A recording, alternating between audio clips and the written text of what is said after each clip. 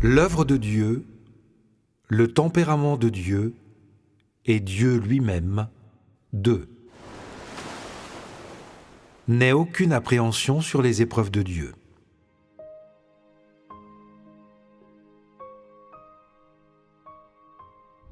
Après avoir reçu le témoignage de Job à la fin de ses épreuves, Dieu a résolu de gagner un groupe, ou plus qu'un groupe, de gens comme Job, mais il a résolu de ne plus jamais permettre à Satan d'attaquer ou d'abuser quelqu'un d'autre en utilisant le moyen par lequel il avait tenté et attaqué Job et avait abusé de lui, en pariant avec Dieu. Dieu n'a pas permis à Satan de faire encore de telles choses à l'homme qui est faible, insensé et ignorant. Il suffisait que Satan ait tenté Job. Ne pas permettre à Satan d'abuser des gens comme il le souhaite est la miséricorde de Dieu. Pour Dieu, il suffisait que Job ait subi la tentation et l'abus de Satan. Dieu n'a pas permis à Satan de faire encore de telles choses, car la vie et le tout des gens qui suivent Dieu sont gouvernés et orchestrés par Dieu. Et Satan n'est pas autorisé à manipuler les élus de Dieu à volonté. Vous devriez être au clair à propos de ce point. Dieu se soucie de la faiblesse de l'homme et comprend sa folie et son ignorance. Pourtant, afin que l'homme puisse être complètement sauvé, Dieu doit le livrer à Satan. Dieu ne veut pas voir Satan jouer avec l'homme comme un jouet, ni que l'homme soit abusé par Satan. Et il ne veut pas voir l'homme souffrir toujours. L'homme a été créé par Dieu, et il est parfaitement justifié que Dieu règne et arrange tout au sujet de l'homme. C'est la responsabilité de Dieu et l'autorité avec laquelle Dieu règne sur toute chose. Dieu ne permet pas à Satan d'abuser et de maltraiter l'homme à volonté. Il ne permet pas à Satan d'employer divers moyens pour égarer l'homme. Et, de plus, il ne permet pas à Satan d'intervenir dans la souveraineté de Dieu sur l'homme.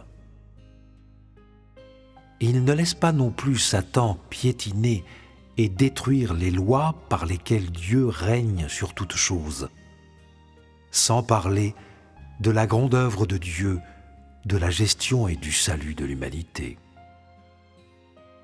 Ceux que Dieu souhaite sauver et ceux qui sont capables de rendre témoignage à Dieu sont le noyau et la cristallisation de l'œuvre du plan de gestion de 6000 ans de Dieu, ainsi que le prix de ses efforts durant ces 6000 ans d'œuvre. Comment Dieu pourrait-il sans hésitation donner ces gens à Satan? Les gens s'inquiètent souvent et ont peur des épreuves de Dieu, mais ils vivent toujours dans le piège de Satan et vivent dans un territoire périlleux où ils sont attaqués et abusés par Satan. Pourtant, ils ne connaissent pas la peur et ne sont pas perturbés. Qu'est-ce qui se passe? La foi de l'homme en Dieu est seulement limitée aux choses qu'il peut voir. Il n'a pas la moindre appréciation de l'amour et du souci de Dieu pour l'homme, ni de sa tendresse et de sa considération envers l'homme, sauf pour un peu d'appréhension et de crainte à propos des épreuves de Dieu, du jugement et du châtiment, de la majesté et de la colère. L'homme n'a pas la moindre compréhension des bonnes intentions de Dieu. À la mention des épreuves, les gens ont l'impression que Dieu a des arrière-pensées. Et certains croient même que Dieu nourrit de mauvais desseins, ignorant ce que Dieu leur fera réellement. Ainsi, en même temps que l'obéissance à la souveraineté et aux arrangements de Dieu, ils font tout ce qu'ils peuvent pour s'opposer à la souveraineté de Dieu sur l'homme et sur les arrangements pour l'homme, car ils croient que s'ils ne font pas attention, ils seront égarés par Dieu, que s'ils ne contrôlent pas leur propre destin, alors tout ce qu'ils ont pourrait être enlevé par Dieu, et leur vie pourrait même cesser. L'homme est dans le camp de Satan, mais il ne s'inquiète jamais d'être abusé par Satan. Et il est abusé par Satan, mais ne craint jamais d'être pris en captivité par Satan. Il continue à dire qu'il accepte le salut de Dieu, mais n'a jamais fait confiance à Dieu, ni n'a cru que Dieu sauvera vraiment l'homme des griffes de Satan. Si, comme Job, l'homme est capable de se soumettre aux orchestrations et aux arrangements de Dieu, et peut donner tout son être aux mains de Dieu, alors la fin de l'homme ne sera-t-elle pas la même que celle de Job? Recevoir les bénédictions de Dieu.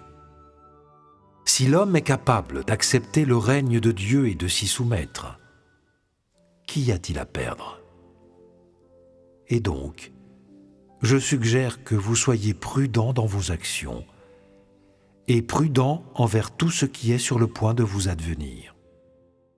Ne sois pas téméraire ou impulsif et ne traite pas Dieu et les personnes, les choses et les objets qu'il a arrangés pour toi en fonction de ton sang chaud ou de ton naturel ou selon tes imaginations et tes conceptions.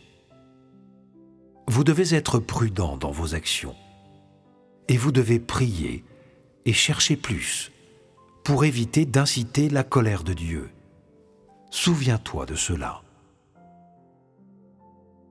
Maintenant, nous verrons comment était Job après ses épreuves. 5. Job après ses épreuves.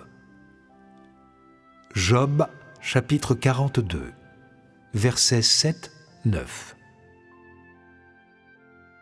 Après que l'Éternel eut adressé ces paroles à Job, il dit à Éliphaz de Théman, « Ma colère est enflammée contre toi et contre tes deux amis, parce que vous n'avez pas parlé de moi avec droiture, comme l'a fait mon serviteur Job. Prenez maintenant 7 taureaux et 7 béliers. Allez auprès de mon serviteur Job et offrez pour vous un holocauste. Job, mon serviteur, priera pour vous. Et c'est par égard pour lui seul que je ne vous traiterai pas selon votre folie. Car vous n'avez pas parlé de moi avec droiture, comme l'a fait mon serviteur Job. » Éliphaz de Théman, Bildad de Chouach et Tsophar de Naama allèrent et firent comme l'Éternel leur avait dit. Et l'Éternel eut égard à la prière de Job. Job, chapitre 42, verset 10. L'Éternel rétablit Job dans son premier état, quand Job eut prié pour ses amis. Et l'Éternel lui accorda le double de tout ce qu'il avait possédé.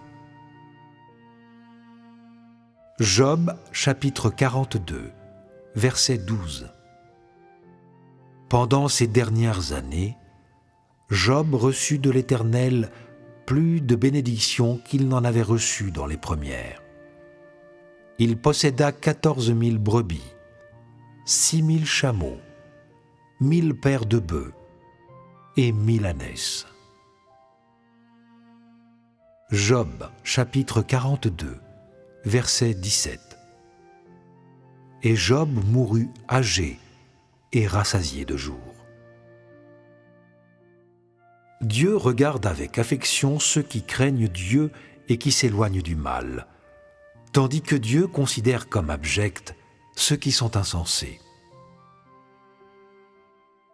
En Job, chapitre 42, versets 7-9, Dieu dit que Job est son serviteur. Son utilisation du terme « serviteur » pour se référer à Job démontre l'importance de Job dans son cœur. Bien que Dieu n'ait pas appelé Job quelque chose de plus respectueux, cette appellation n'avait aucune incidence sur l'importance de Job dans le cœur de Dieu. Serviteur, ici, est le surnom que Dieu donne à Job. Les nombreuses références de Dieu à « mon serviteur Job » montrent à quel point il était satisfait de Job. Et bien que Dieu n'ait pas parlé de la signification du mot « serviteur », on peut voir la définition de Dieu du mot « serviteur » à partir de ces paroles dans ce passage de l'Écriture. Dieu a d'abord dit à Éliphaz de Théman « Ma colère est enflammée contre toi et contre tes deux amis, parce que vous n'avez pas parlé de moi avec droiture, comme l'a fait mon serviteur Job. » Par ces paroles, c'est la première fois que Dieu a ouvertement dit aux gens qu'il acceptait tout ce qui avait été dit et fait par Job après que Dieu l'a éprouvé. Et c'est la première fois qu'il confirmait ouvertement l'exactitude et la justesse de tout ce que Job avait fait et dit. Dieu était en colère contre Éliphaz et les autres à cause de leurs discours incorrects et absurdes. Car, comme Job, ils ne pouvaient pas voir l'apparition de Dieu ou entendre les paroles qu'il prononçait dans leur vie. Mais Job avait une connaissance si précise de Dieu, tandis que eux ne pouvaient que deviner aveuglément au sujet de Dieu en violant la volonté de Dieu et en éprouvant sa patience dans tout ce qu'il faisait. Par conséquent, en même temps qu'il acceptait tout ce qui était fait et dit par Job, Dieu devenait courroucé envers les autres. Car non seulement était-il incapable de voir toute réalité de la crainte de Dieu en eux, mais il n'entendait rien de la crainte de Dieu dans ce qu'ils disaient. Et donc Dieu leur a ensuite présenté les exigences suivantes. Prenez maintenant 7 taureaux et 7 béliers. Allez auprès de mon serviteur Job, et offrez pour vous un holocauste. Job, mon serviteur, priera pour vous, et c'est par égard pour lui seul que je ne vous traiterai pas selon votre folie. Dans ce passage, Dieu dit à Éliphaz et aux autres de faire quelque chose qui rachètera leur péché, car leur folie était un péché contre l'Éternel Dieu, et donc ils devaient offrir des holocaustes pour remédier à leurs erreurs. Des holocaustes sont souvent offerts à Dieu, mais ce qui est inhabituel à propos de ces holocaustes, c'est qu'ils ont été offerts à Job. Job a été accepté par Dieu parce qu'il a rendu témoignage à Dieu pendant ses épreuves. Pendant ce temps, ses amis de Job furent exposés au temps de ces épreuves. À cause de leur folie, ils furent condamnés par Dieu. Ils excitèrent la colère de Dieu. Et ils devraient être punis par Dieu, punis en offrant des holocaustes devant Job. Après quoi, Job pria pour eux, afin d'écarter le châtiment et la colère de Dieu. L'intention de Dieu était de les couvrir de honte, car ils n'étaient pas des gens qui craignaient Dieu et s'éloignaient du mal. Et ils avaient condamné l'intégrité de Job. D'une part, Dieu leur disait qu'ils n'acceptaient pas leurs actions, mais acceptaient grandement Job et prenaient plaisir en lui. D'autre part, Dieu leur disait qu'être accepté par Dieu élève l'homme devant Dieu, que Dieu déteste l'homme à cause de sa folie, que l'homme offense Dieu à cause de cela, et qu'il est faible et vil aux yeux de Dieu. Voilà les définitions données par Dieu de 2 types de gens. Voilà les attitudes de Dieu envers ces 2 types de gens, est l'articulation de Dieu de la valeur et du standing de ces deux types de gens.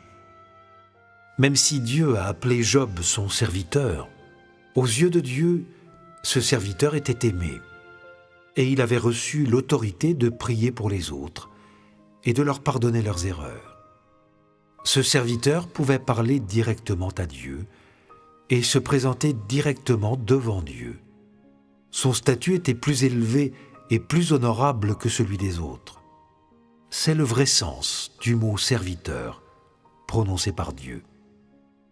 Job a reçu cet honneur spécial à cause de sa crainte de Dieu et de son éloignement du mal. Et la raison pour laquelle les autres n'ont pas été appelés serviteurs par Dieu est qu'ils ne craignaient pas Dieu et ne s'éloignaient pas du mal. Ces deux attitudes distinctes de Dieu sont ces attitudes envers deux types de gens. Ceux qui craignent Dieu et s'éloignent du mal sont acceptés par Dieu et considérés comme précieux à ses yeux, tandis que ceux qui sont insensés ne craignent pas Dieu et sont incapables de s'éloigner du mal et ne peuvent recevoir la faveur de Dieu. Souvent, Dieu les déteste et condamne, et ils sont abjects aux yeux de Dieu. Dieu confère de l'autorité à Job. Job pria pour ses amis.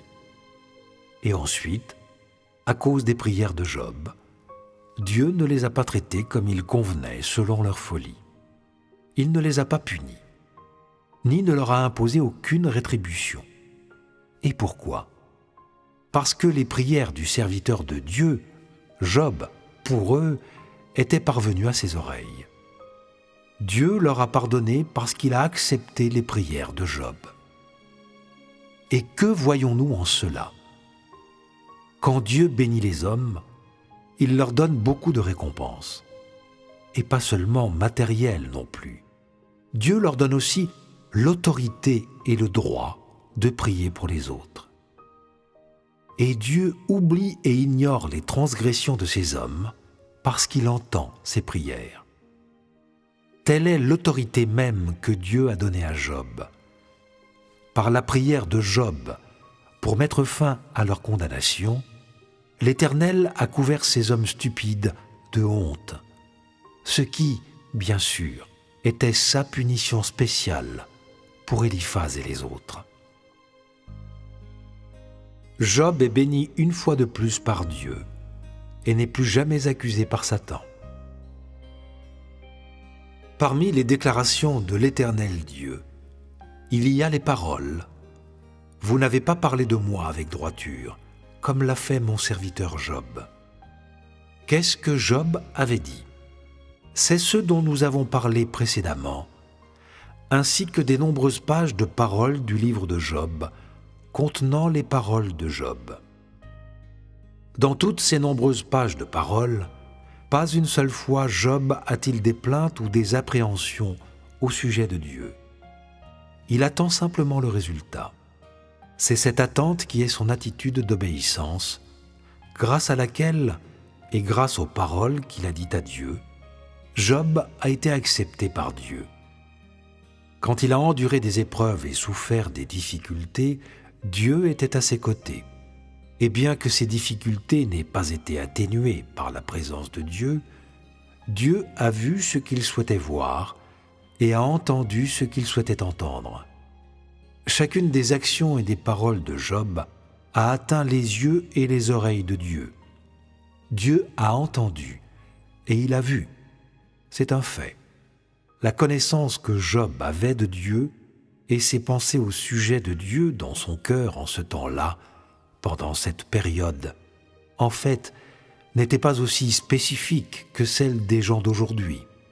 Mais dans le contexte de l'époque, Dieu a quand même reconnu tout ce qu'il a dit, parce que son comportement et les pensées dans son cœur et ce qu'il a exprimé et révélé suffisaient pour satisfaire ses exigences. Pendant que Job était soumis à des épreuves, ce qu'il pensait dans son cœur et résolvait de faire démontrait à Dieu un résultat satisfaisant pour Dieu. Et ensuite, Dieu mit fin aux épreuves de Job. Job émergea de ses ennuis, et ses épreuves étaient disparues et ne lui sont plus jamais arrivées, parce que Job avait déjà été soumis à des épreuves et avait tenu bon pendant ces épreuves et complètement triomphé de Satan. Dieu lui a donné les bénédictions qu'il méritait si justement. Comme rapporté en Job, chapitre 42, versets 10, 12, Job a été béni une fois de plus et a été béni davantage que la première fois. À ce moment-là, Satan se retira et ne dit ni ne fit plus rien. Et, depuis lors, Satan n'interféra plus avec Job, ni ne l'attaqua, et Satan ne fit plus d'accusation contre les bénédictions de Dieu pour Job. Job passe la dernière moitié de sa vie dans les bénédictions de Dieu. Bien que ces bénédictions de ce temps-là se soient limitées aux brebis, au bétail, aux chameaux, aux biens matériels, etc., les bénédictions que Dieu souhaitait accorder à Job dans son cœur étaient beaucoup plus grandes. À ce moment-là, avait-on mentionné le genre de promesses éternelles que Dieu souhaitait accorder à Job? Dans ces bénédictions de Job, Dieu n'a pas mentionné ou fait allusion à sa fin. Et peu importe l'importance ou la place que Job occupait dans le cœur de Dieu, en somme, Dieu exerçait du discernement dans ses bénédictions. Dieu n'a pas annoncé la fin de Job. Qu'est-ce que cela signifie? En ce temps-là, alors que le plan de Dieu n'avait pas encore atteint le stade de la proclamation de la fin de l'homme, le plan n'était pas encore entré dans la phase finale de son œuvre. Dieu ne mentionna pas la fin, accordant simplement des bénédictions matérielles à l'homme. Ce que cela signifie, c'est que la seconde moitié de la vie de Job fut vécue parmi les bénédictions de Dieu, ce qui le rendait différent des autres. Mais, comme eux, il vieillit, et comme toute personne normale, le jour vint où il fit ses adieux au monde. Ainsi, il est rapporté que « Et Job mourut âgé et rassasié de jours ». Job, chapitre 42, verset 17. Quel est le sens de « mourut rassasié de jours » ici? Dans l'ère avant que Dieu proclame la fin pour les gens, Dieu a fixé une espérance de vie pour Job. Et quand cet âge fut atteint, il a permis à Job de quitter naturellement ce monde. De la deuxième bénédiction de Job jusqu'à sa mort, Dieu n'a pas ajouté d'autres difficultés. Pour Dieu, la mort de Job était naturelle et aussi nécessaire. Elle était quelque chose de très normal et ni un jugement ni une condamnation.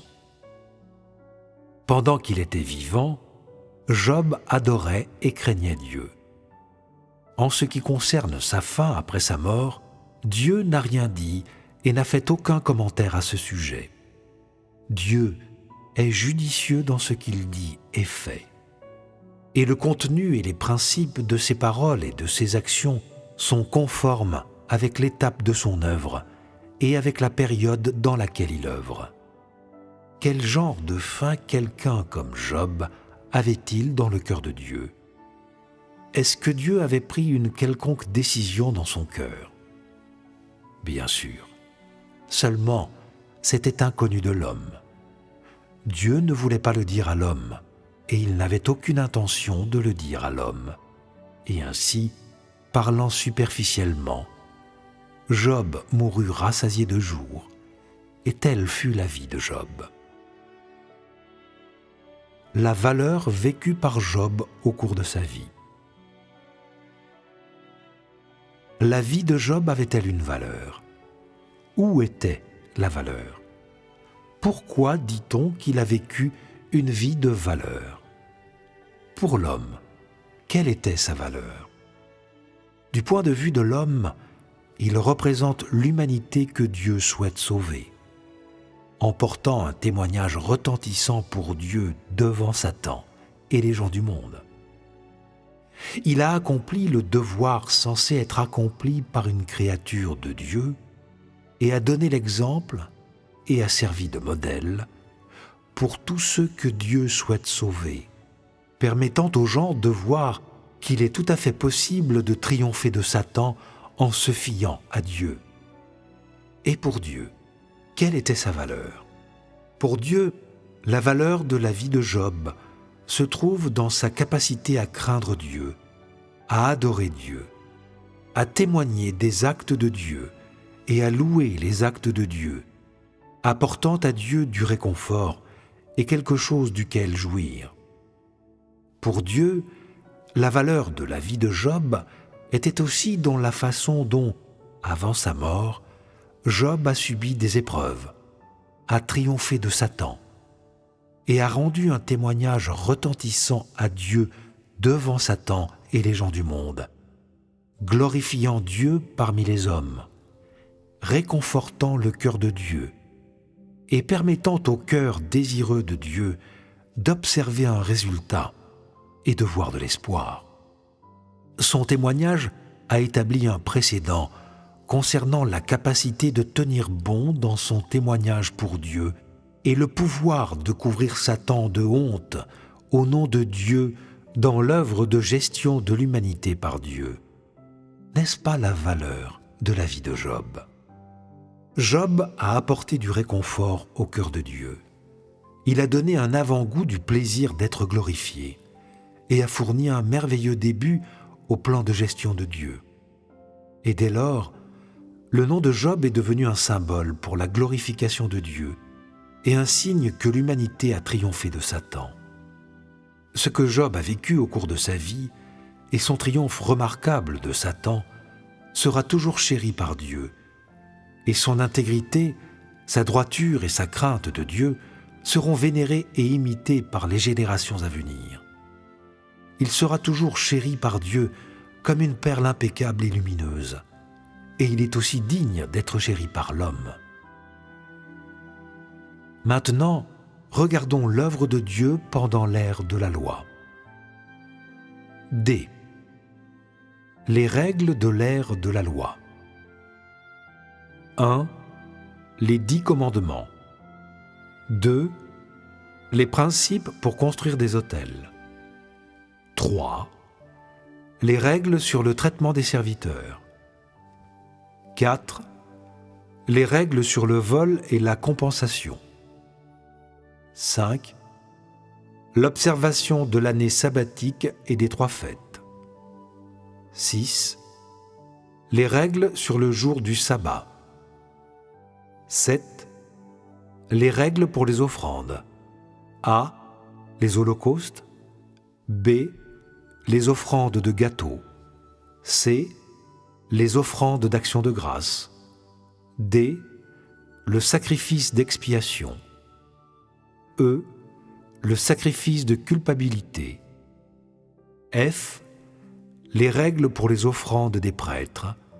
Aaron et ses fils reçoivent l'ordre de se conformer. F1. Les holocaustes des sacrificateurs. F2. Les offrandes de gâteaux des sacrificateurs. F3. Les sacrifices d'expiation des sacrificateurs. F4. Le sacrifice de culpabilité des sacrificateurs. F5. Les offrandes d'action de grâce des sacrificateurs. 8. Les règles sur la consommation des offrandes par les sacrificateurs. 9. Les animaux purs et impurs, ceux qui peuvent et ne peuvent pas être mangés. 10. Les règles sur la purification des femmes après l'enfantement. 11. Les normes pour l'examen de la lèpre. 12. Les règles pour ceux qui ont été guéris de la lèpre. 13. Les règles pour le nettoyage des maisons infectées. 14. Les règles pour ceux qui souffrent de décharges anormales. 15. Le jour de l'expiation qui doit être observé une fois par an. 16. Les règles pour l'immolation du bétail et des agneaux. 17. L'interdiction de suivre des pratiques détestables des païens, ne pas commettre l'inceste, etc. 18. Les règles qui doivent être suivies par le peuple.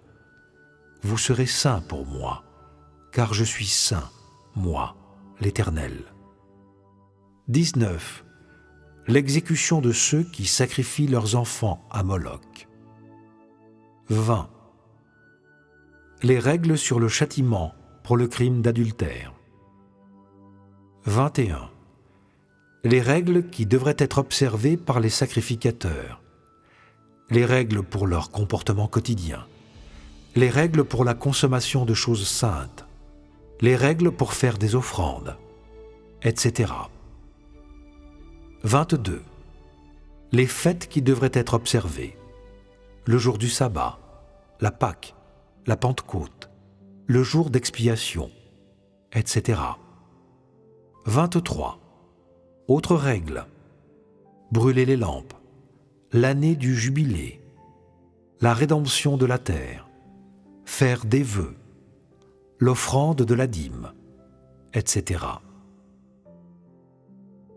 Les règles de l'ère de la loi sont la preuve réelle de la direction de toute l'humanité par Dieu.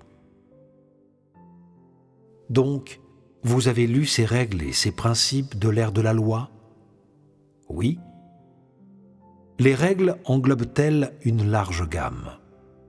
D'abord, elles couvrent les 10 commandements, après quoi viennent les règles sur la construction des autels, etc.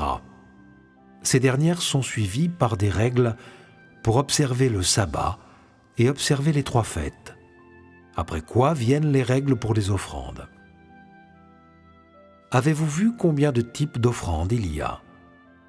Il y a des holocaustes, des offrandes de gâteaux, des offrandes d'action de grâce, des offrandes d'expiation, etc., qui sont suivies de règles pour les offrandes des sacrificateurs, y compris des holocaustes et des offrandes de gâteaux des sacrificateurs et d'autres sortes d'offrandes. Les 8e règles concernent la consommation des offrandes par les sacrificateurs. Et puis, il y a les règles sur ce que les gens devraient observer durant leur vie. Il y a des stipulations pour de nombreux aspects de la vie des gens, comme les règles sur ce qu'ils peuvent ou ne peuvent pas manger, sur la purification des femmes après l'enfantement et sur ceux qui ont été guéris de la lèpre. Dans ces règles, Dieu va jusqu'à parler de la maladie. Et il y a même des règles pour l'immolation des agneaux et du bétail, etc. Les agneaux et le bétail ont été créés par Dieu, et tu devrais les immoler comme Dieu te le dit. Les paroles de Dieu ont une raison, sans aucun doute. Il est indubitablement juste d'agir comme Dieu l'a décrété. Et c'est sûrement bénéfique aux gens. Il y a aussi des fêtes et des règles à observer, comme le jour du sabbat, la Pâque, et plus encore. Dieu a parlé de tout cela. Regardons les dernières.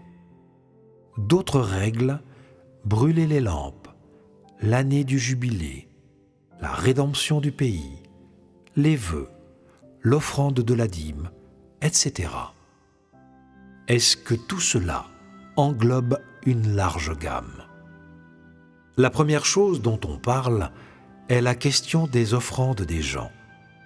Puis il y a des règles sur le vol et la compensation et l'observation du jour du sabbat. Chacun des détails de la vie est impliqué. C'est-à-dire, lorsque Dieu a commencé l'œuvre officielle de son plan de gestion, il a établi beaucoup de règles que l'homme devrait suivre. Ces règles avaient le but de permettre à l'homme de mener la vie normale d'un homme sur terre. Une vie normale d'un homme qui est inséparable de Dieu et de sa direction. Dieu a d'abord dit à l'homme comment construire des autels, comment installer les autels. Après cela, il a dit à l'homme comment faire des offrandes et a établi comment l'homme devrait vivre, ce à quoi il devrait prêter attention dans la vie, ce qu'il devait respecter, ce qu'il devait et ne devait pas faire. Ce que Dieu a établi pour l'homme était global, et avec ses coutumes, ses règles et ses principes, il établit les normes pour le comportement des gens, guida leur vie, guida leur initiation aux lois de Dieu, les guida à se présenter devant l'autel de Dieu, les guida dans leur vie, parmi toutes les choses que Dieu avait faites pour l'homme, afin qu'elle ait de l'ordre, de la régularité et de la modération. Dieu a d'abord utilisé ces règles et ces principes simples pour fixer des limites à l'homme, de sorte que sur terre, l'homme aurait une vie normale d'adoration de Dieu, aurait la vie normale d'un homme. Tel est le contenu spécifique du début de son plan de gestion de 6000 ans. Les règles et les lois couvrent un contenu très large. Elles sont les spécificités de la direction de l'humanité par Dieu à l'ère de la loi. Elles devaient être acceptées et honorées par les gens qui sont venus avant l'ère de la loi. Elles sont un compte-rendu de l'œuvre faite par Dieu pendant l'ère de la loi, et elles sont une preuve réelle de la direction et des conseils de Dieu pour toute l'humanité.